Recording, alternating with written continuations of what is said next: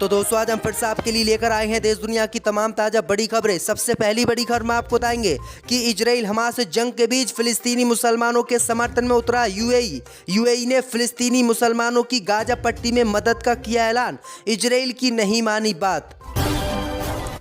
Samajwadi party के वरिष्ठ नेता आजम खान को उम्र कैद की सजा दिलाने के लिए हाई कोर्ट में जाएंगे। भाजपा विधायक आकाश सक्सेना करेंगे अपील।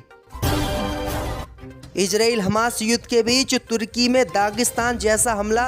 यूएस आर्मी के एयरबेस पर फिलिस्तीनी समर्थकों ने किया अटैक। बाल बाल बचे अमेरिका के सैनिक।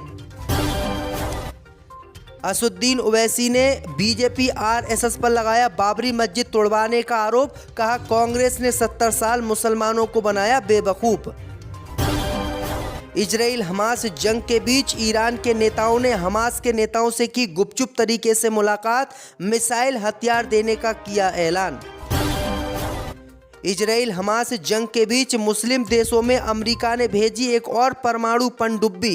हो सकते हैं बड़े हमले। तो दोस्तों सभी खबरों को आपको एक एक कर बताने वाले हैं। वीडियो को लाइक कर चैनल को सब्सक्राइब कर दें। इसी बीच पर तो दोस्तों अगली खबर की ओर तो इजराइल हमास जंग के बीच फिलिस्तीनियों के लिए यूएई ने उठाया बड़ा कदम।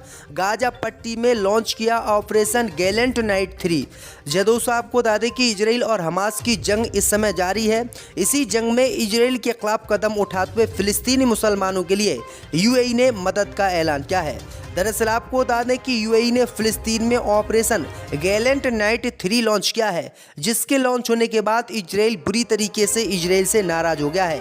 इस ऑपरेशन के तहत फिलिस्तीनी मुसलमानों को खाने पीने और दवाइयां मुहैया यूएई की सरकार कराएगी और यूएई की सरकार उन सभी फिलिस्तीनी मुसलमानों की रक्षा करेगी जो इस समय गाजा पट्टी में रह रहे हैं।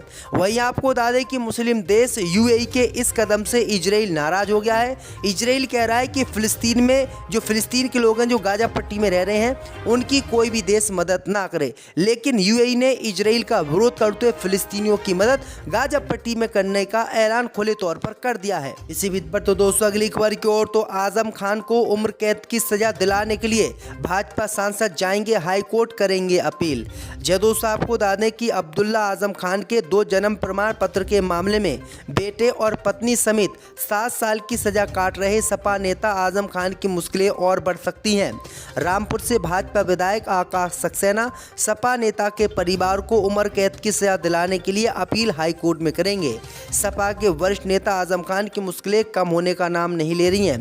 दरअसल आपको बता दें कि एमपी एमएलए कोर्ट ने अब्दुल्ला आजम के 2 जन्म प्रमाण पत्र बनवाने के मामले में आजम खान, उनकी पत्नी डॉक्टर तंजीम फातिमा और बेटे अब्दुल्ला आजम खान को दोषी ठहराते हुए 7 साल की सजा सुनाई है, जिसके बाद से ही आजम खान सीतापुर जेल में बंद है, अब्दुल्ला आजम खान हरदोई जेल में बंद है और डॉक्टर तंजीम फातिमा रामपुर जेल में बंद है। वहीं भाजपा विधायक ने अब इन तीनों को उम्र कैद की सजा दिलाने की मांग की है और इस मांग को लेकर वो हाई कोर्ट जाएंगे।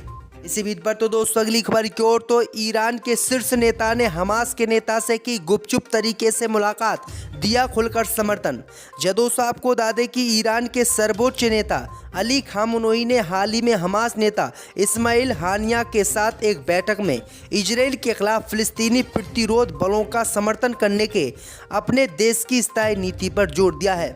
बैठक की तारीख बताए बिना रविवार को नेता की वेबसाइट पर प्रकाशित एक बयान के अनुसार खामनेई ने ईरान की राजधानी तेहरान में हमास के राजनीतिक ब्यूरो के प्रमुख हानिये और उनके साथ आए प्रतिनिधित्व मंडल से मुलाकात की है। इस मुलाकात में ईरान के शीर्ष नेता ने हमास को अपना खुलकर समर्थन दिया और कहा कि अगर आपको जिस चीज़ की ज़रूरत भी पड़ेगी हम इस जंग में आपको मुहैया कराएंगे, क्योंकि ईरान हमास मिलकर इजराइल को तबाह करना चाहते हैं। इसी बीच पर तो दोस्तों अगली खबर की ओर तो असुद्दीन ओवैसी ने बाबरी मस्जिद के विध्वंस को बीजेपी और आरएसएस से जोड़ा।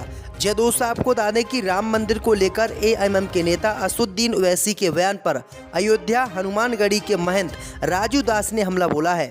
ओवैसी ने बाबरी मस्जिद तोड़वाने के लिए आरएसएस और बीजेपी की तरह ही कांग्रेस को भी जिम्मेदार ठहराया था, जिस पर महंत राजू दास ने कहा कि कांग्रेस की वजह से ही इतने सालों तक रामलला को टेंट में रहना पड़ा।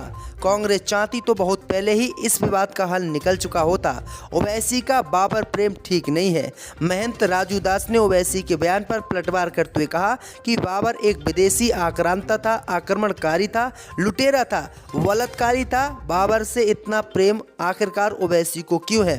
बाबर कोई इस्लाम का रहनुमा थोड़ी नहीं है, वो एक बलात्कारी है। तो ये बड़ी अपडेट आ रही क्योंकि असदुद्दीन ओवैसी ने शुरू से ही ये बात कही है कि बीजेपी आरएसएस की वजह से ही बाबरी मस्जिद को तोड़ा गया था। अगर ये लोग नहीं चाहते कि मस्जिद नहीं टूटे तो ये मस्जिद नहीं टूटती। इसी बीच पर तो दोस्तों अगली खबर की ओर, तो इजराइल हमास युद्ध को लेकर तुर्की में दागिस्तान जैसा हमला, यूएस आर्मी के एयरबेस पर फिलिस्तीनी समर्थकों ने किया हमला।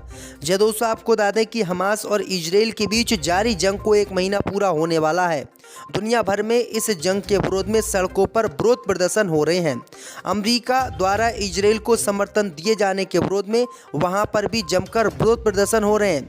इस बीच गाजा पर वार्ता के लिए अमेरिकी विदेश मंत्री एंटनी ब्लिंकन के अंकारा पहुंचने से कुछ घंटे पहले रविवार को फिलिस्तीनी समर्थक रैली में सैकड़ों लोगों ने अमेरिकी सैनिकों के आवास वाले हवाई अड्डे पर हमला करने की कोशिश की। तुर्की पुलिस ने मोर्चा संभालते हुए बाद में आंसू गैस और पानी की बौछारों का इस्तेमाल कर प्रदर्शनकारियों को तितर बितर किया। दरअसल आपको बता दें कि फिलिस्तीन के लोग लगातार इजराइल और अमेरिका पर निशाना साध रहे हैं और अमेरिका पर आरोप लगा रहे हैं कि अमेरिका के कहने पर ही इजराइल गाजा पट्टी में फिलिस्तीनियों पर हमला कर रहा है। अगर अमेरिका चाहे तो ये जंग आज ही रुक जाए। तो ये बड़ी अपडेट आ रही दोस्तों। तो दोस्तों आज हम फिर से आपके लिए लेकर आए हैं देश दुनिया की तमाम ताज़ा बड़ी खबरें। सबसे पहली बड़ी खबर में आपको बताएंगे कि पैगंबर मोहम्मद साहब की मुरीद हुई उड़ीसा सरकार। उड़ीसा सरकार ने पैगंबर मोहम्मद साहब के जन्मदिन के उपलक्ष्य में पूरे उड़ीसा में सरकारी छुट्टी की कर दी घोषणा। पूरी दुनिया में उड़ीसा सरकार की चर्चा।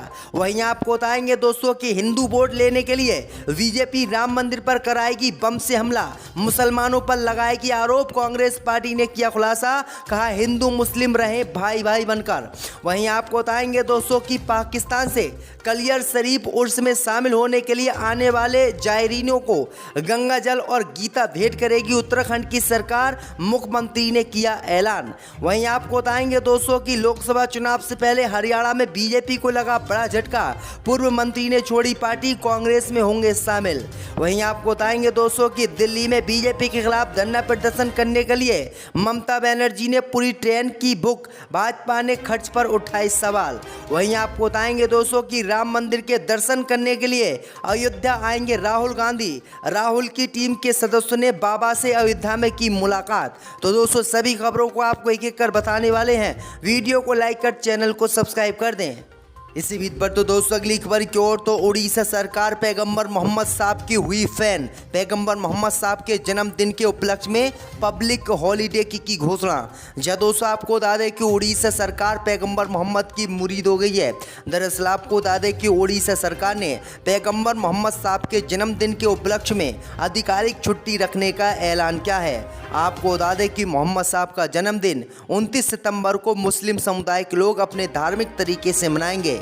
इसी को लेकर राज्य सरकार ने एक दिन पहले यानी 28 सितंबर के दिन को पब्लिक हॉलीडे मनाने की घोषणा की है। उल्लेखनीय है कि मोहम्मद साहब मुसलमानों के पैगंबर हैं और मुस्लिम धर्म में इनका विशेष स्थान है। इसी दिन उनका जन्मदिन इस्लामिक तरीके से मनाया जाता है। वहीं आपको बता दें कि अब उड़ीसा सरकार ने भी पैगंबर मोहम्मद साहब के जन्मदिन के मौके पर छुट्टी घोषित की है, यानी मुसलमान या कोई भी संस्था इस दिन अब उड़ीसा में नहीं खुलेगी। तो ये बड़ी अपडेट आई दोस्तों कि उड़ीसा सरकार के फैसले से पूरी दुनिया के मुस्लिम लोग खुश हैं। इसी बीच पर तो दोस्तों अगली खबर की ओर, तो हरियाणा में बीजेपी को लगा बड़ा झटका, पूर्व मंत्री ने छोड़ी पार्टी, कांग्रेस में होंगे शामिल। जब दोस्तों आपको बता दें कि हरियाणा में चुनाव को लेकर जैसे जैसे सरगर्मियां तेज होती जा रही हैं वैसे वैसे भाजपा को झटके लगते शुरू हो रहे हैं। वहीं आपको बता दें कि लोकसभा चुनाव से पहले हरियाणा में भाजपा को बड़ा झटका लगा है।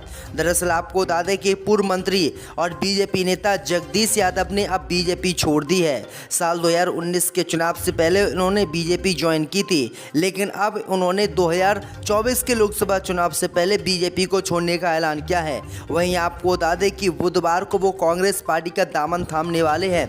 दरअसल आपको बता दें कि इन नेताओं को लगने लगा है कि हरियाणा में बीजेपी बुरी तरह से चुनाव हारेगी, इसीलिए वो पहले ही बीजेपी छोड़कर कांग्रेस पार्टी में शामिल हो रहे हैं, क्योंकि सभी बीजेपी के नेताओं को लगने लगा है कि 2024 में बीजेपी चुनाव हार जाएगी। इसी बीच पर तो दोस्तों अगली खबर की ओर, तो 2024 में हिंदुओं का वोट लेने के लिए बीजेपी राम मंदिर पर कराएगी हमला, मुसलमानों पर लगाएगी आरोप, कांग्रेस पार्टी ने किया खुलासा। जब दोस्तों आपको बता दें कि कर्नाटक कांग्रेस ने आज राम मंदिर को लेकर बड़ा खुलासा किया है। कांग्रेस पार्टी ने कहा है कि वोट के लिए भारतीय जनता पार्टी किसी भी हद तक जा सकती है। वहीं आपको